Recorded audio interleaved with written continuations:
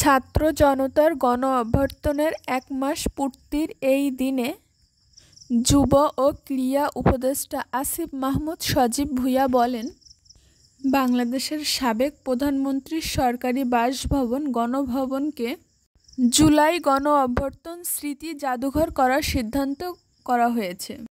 এ বিষয়ে আসিফ মাহমুদ বলেন, গণভবন জনগণের জন্য উন্মুক্ত করে দেয়া হবে।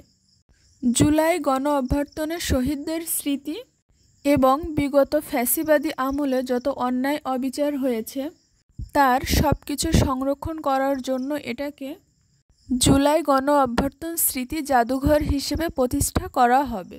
দ্রুতই এ বিষয়ে কার্যক্রম শুরু হবে জানিয়ে আসিফ মাহমুদ বলেন, গণভবন যে অবস্থায় আছে জনগণ যে অবস্থায় রেখেছে সে অবস্থাতেই রাখা হবে।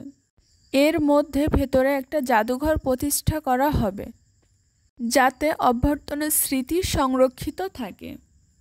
এ বিষয়ে আজকে উপদেষ্টা পরিষদের বৈঠকে সিদ্ধান্ত গৃহীত হয়েছে বলে জানান। বিভিন্ন জায়গার অভিজ্ঞতা নিয়ে এ জাদুঘর করা হবে জানিয়ে উপদেষ্টা বলেন, এ বিষয়ে খুব দ্রুত দৃশ্যমান পদক্ষেপ নেওয়া হবে। গণপূর্ত ও পররাষ্ট্র মন্ত্রণালয় যৌথভাবে কাজটি করবে। তিনি আরও বলেন, সম্পূর্ণ বিচার না হওয়া পর্যন্ত ফ্যাসিবাদীরা বাংলাদেশে পুনর্বাসনের কোনো সুযোগ পাবে না। বৃহস্পতিবার অন্তর্বর্তীকালীন সরকারের উপদেষ্টা পরিষদের বৈঠকে আসিফ মাহমুদ এসব কথা জানান।